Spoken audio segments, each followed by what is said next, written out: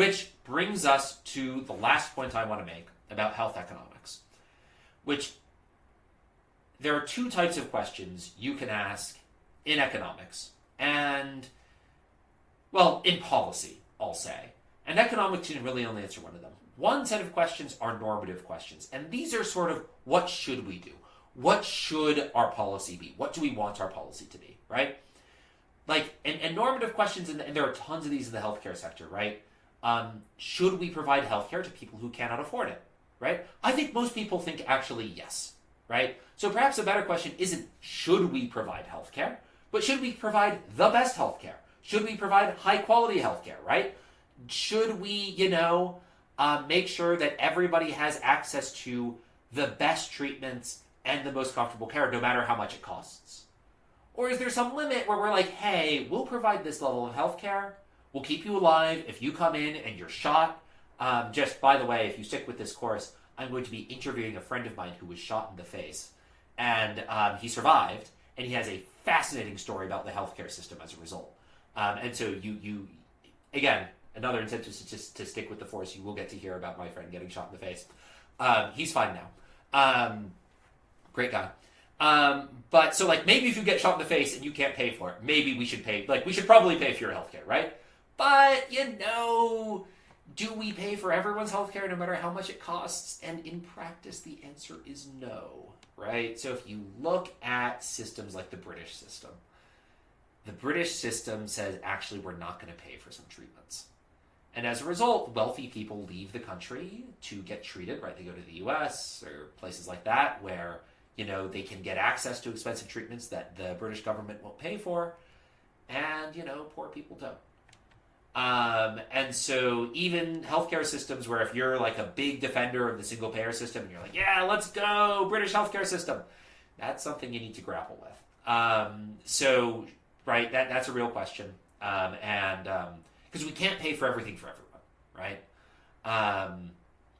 And the question is, who should we pay for and what should we pay for, right? That's a difficult moral question that, for the record, economics can help us answer, but can't answer, right? That's a moral question that, you and I can have the exact same set of facts. We can know exactly what this is going to do to the economy, what we'd have to do to pay for this level of healthcare, and we can just disagree. Like, maybe you're more benevolent than I am, and you say, no, actually, we should be paying to replace the lung cancer patient's lung. And my response might be, screw that guy. He smoked his whole life. He knew what he was getting himself into, right? I'm not paying $10 million to save him. Right? Not for 2 more years, right? That's not worth it. You might say, no, it's still worth it, right? And we can disagree on that. Economics can't answer that question, but it can tell us the cost of the treatment and how much it's going to cost to raise that in taxes and things like that. Another normative question, should we force people to buy insurance? Now, economics can explain to you what's going to happen when you force people to buy insurance. It can explain why you might want to force people to buy insurance, right? Gets around the adverse selection problem, great, right? If you force everyone to buy insurance, right, then both healthy and unhealthy people buy insurance, and and the insurance market clears, and everything's happy, right? We'll go over that in week 3, right? Everything's hunky dory if you force everyone to buy health insurance at the same time. There might be some people who say, I don't think that the government should be forcing people to buy health insurance. You might see a more libertarian style argument saying, I believe in the freedom, yada yada, and I don't think we should be buying health insurance. And then you might have other people who are like, the Obama administration, for instance, who's like, yeah, we should be forcing people to buy insurance. The market doesn't go well. Are you an idiot, right? And economics can't answer moral questions about whether people should buy insurance, but it can explain why you might want them to. And it can provide insight into what would happen if you did. Now, related to the points I made earlier, is it ethical to deny care to a dying patient, right? So let's say we have our perfect system and all the incentives are great, and from an economist perspective, everything is perfect, right? There's no information frictions, and everybody knows everything. And we've managed to internalize all the externalities so that the costs and benefits of your of your actions of your private actions are equal to their social benefit, right? We've done all the right taxes, we've done all the right subsidies, right? We've regulated all the markets correctly. Awesome. There's still a question, and if you don't take care of yourself, that's fine. We know the rules. The economist is fine. Like this is, I want to emphasize, economists are actually nicer than they're sometimes parodied as being. But we're going to go with like the economist here, right? The sort of homo economicus economist, the purely rational, amoral economist here. And if you do something incredibly stupid, and you smoke your whole life and you get cancer as a result, you're going to die, and we're not going to pay for it because you made that choice. Is that ethical? Right? I think a lot of you answering would say no, that's actually really unethical. Right? If somebody shows up and they're dying, right? If someone is driven into the hospital because they have a drug overdose, and the economically efficient thing to do is to say, look, he knew the risks, right? Is it ethical to let that guy die? From the medical perspective, the answer is no. You always treat the patient, right? And so this is part of it. Is healthcare more so than other sectors? Our moral intuitions get very important, and healthcare practitioners have ethical codes, right? The Hippocratic Oath, things like that they need to follow, right? They are healthcare. It is and as a society, and I'm just going to be upfront about this. As a society, and I agree with this, we think it's unethical to deny care to someone who is dying, basically under any circumstances, right? Even if they're maybe in if it's an extreme procedure, that's one thing. But like when someone shows up at the hospital and they're dying, you do what you can to save them in most cases. So, right, that's a question that's I think mostly been settled at this point. But because we've decided that as a normative problem where we don't want to let people die if we don't give them treatment, that's going to cause a lot of economic problems, right? And then we get on to another example of a normative question at the end, which is, should the government ban certain unhealthy foods, right? Again, unhealthy foods, there's an externality problem where if I, go to an all-you-can-eat buffet made of Dorito sandwiches, or double bacon witches, which that's a bacon sandwich with bacon instead of bread, and then I get a heart attack and I show up at the hospital and I don't have insurance and I don't make enough money to pay for it, and now you need to pay for it, right? There are some reasonable people who might say, maybe we ban the double bacon witch, right? Maybe we ban, right? This is the soda tax in New York, right? Soda's making everyone obese. Obesity really raises healthcare costs. Let's do a soda tax, right? Do we want to do that? Should the government ban unhealthy foods? Is that ethical, right? In this class, we're going to go over the case, right? We're not explicitly going to go over the case for why you should ban unhealthy foods, but we're going to talk about why you might want to, and we're not going to spend a ton of time on it because I think we can all imagine why you might want to ban unhealthy foods. If you can't, we will talk about it enough for you to be able to imagine why you might want to ban them. But should we actually ban unhealthy foods? That's a normative question, right? That's a question of preference. It's a question of morality. Economics can't answer that. What can economists answer? Questions. Economists can answer positive questions, which these are questions about how the world works, right? So, right, how much would it cost to give everyone free checkups and drugs, right? Let's say we want to have a baseline level of healthcare where you're entitled to a checkup once a year, and for generic prescriptions, we pay for generic prescriptions, right? How much would that cost? Economics can, with the perfect data, in principle, answer that question. Now, actually answering that in practice will be more difficult, but there are actually people who get surprisingly close to that. Like I've been, since beginning my PhD, I've been surprisingly impressed with what some economists are able to do and what they're able to estimate. Do drug patents spur innovation, right? So one of the reasons healthcare costs are so high is that healthcare companies can patent drugs, right? The rationale for that, why does the U.S. patent system exist, right? So first of all, what is a patent? I should slow down. A patent is a government-granted monopoly on an invention. So what that means in practice is, let's say I come up with a new antibiotic, right? And it's great. I can patent it, right? Which means only I am allowed to make it. And the reason you might have a patent is because once I know how to make the antibiotic, anyone can copy my work, right? This is the case of machines, right? So, like, if I make, a better, let's say I invent the envelope with a little, those envelopes that have like a little clear window in the bottom so you can see who they're from and you don't need to do all the addressing and it saves a lot of money. Let's say I'm the guy who invents that envelope. I think the Pritzker family from Illinois, the J.B. Pritzker family, I think that's actually how they made their money, was they invented the envelope with that little clear bit at the bottom so you can see like a bit of the letter inside. And I invent that envelope, right? Once I invent that envelope, anyone can copy it, right? Like, that's not a difficult thing to produce, right? However, if I get a patent, the government says anybody who makes an envelope with a clear window in the bottom right-hand corner without Liam's permission, he can sue them and take all their profits, right? That in theory, like, that lets me reap all the rewards of the work I put into inventing it, right? So that lets me gain, it lets me, like, people can't copy my work, so I gain all the benefits of inventing this thing. And the reason why we have patents is because, in theory, patents should increase innovation. There's a question of that in practice, right? Do patents actually increase innovation? And how much do they increase innovation, right? That's a question economics can answer. How much, another question that we can answer, another positive question, right? How does the world work?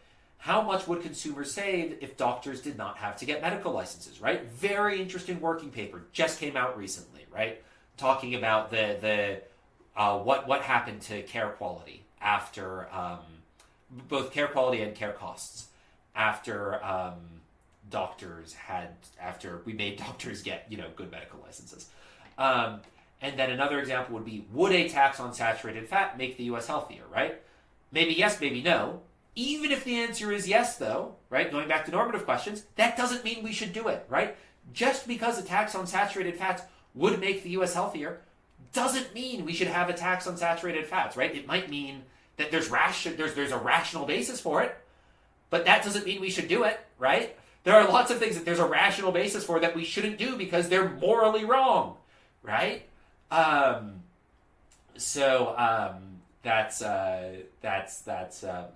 That's another example. So, in general, positive versus normative questions, and this is just something to think about in general with economics. Though positive and normative questions come up more frequently in health economics than in other parts of economics. Economics cannot answer normative questions. Now, I'm going to emphasize this again. Economics do not substitute economics for morality, right? I had a roommate in, my roommates in college were all economics majors, and many of them have gone on to get economics PhDs. And I don't recommend rooming with an economics major, particularly an undergrad economics major, because many of you, and you know who you are if you're listening to this, many of you think that the positive side of economics, where economists explain how things work, justify normative behavior. And I'll give you an example of that, which is my roommate, right? He knew that public goods, right? So the cleanliness of an apartment is a public good, right? We all benefit from it. And once someone cleans the apartment, nobody else needs to do it again, at least not for like a few days, right? And he never wanted to clean the apartment. And he justified never doing his chores by saying, it's a public good, I shouldn't do the chores, right? He was misapplying economics. That's not what economics says. Economics says we have a problem with providing public goods because people can benefit from the good without paying into it. That doesn't mean it's moral not to pay into the good, right? You should still clean your room. You should still clean the apartment and split chores evenly with your roommates as a moral matter, in my opinion. Even if, the economic theory explains that a rational agent wouldn't necessarily do that. We're not just rational agents, right? So that's an example of an economist confusing a normative question for a positive question, right? Where the moral thing to do is to clean the apartment. Also, side note, people don't want to room with you if you don't clean with them, right? Like that guy would have trouble rooming with any of us again. But right, so the positive question is, do people not provide public goods? Right? The normative question is, should I provide this public good? Right? Those are two different questions, right? And economics can answer positive questions, at least in theory, right? Some of the questions I brought up, right? How much would it cost to, give everyone free checkups and generic drugs, right? That's a difficult question to answer, but it is in principle answerable. It doesn't mean we're going to do a good job, but if we had perfect data and perfect knowledge, we could answer that, right? And economics can answer those sorts of questions, or at least give us insight into those sorts of questions. And for the record, there are economists whose whole job is to do this right now, right? So as I'm recording this, the big, beautiful bill is going through Congress. And there's a lot of controversy because the Congressional Budget Office, which is made up of a legion of economists, there are dozens of us, dozens, is trying to figure out how much different provisions in the bill are going to cost the U.S. government, right? And economics can answer positive questions. Side note, if you're looking for a job in economics, this is one of the reasons we are so employable, we can answer these sorts of questions, or at least give you an idea of what the answer will be, and especially what to look out for. And the last point I want to make before we end this lecture is the answer to positive questions can help us form opinions about normative questions, right? So a normative question is, should we pay for the infant, the gene fix for the infant, right? That's a normative question, right? Now, economics can help you answer that question by saying, hey, the $10,000 sticker price is not the actual price the government will pay. It's actually only going to cost you $5 million on average, right? And so, right, that's going to change your calculation, right? Like if economists said, hey, actually, right, the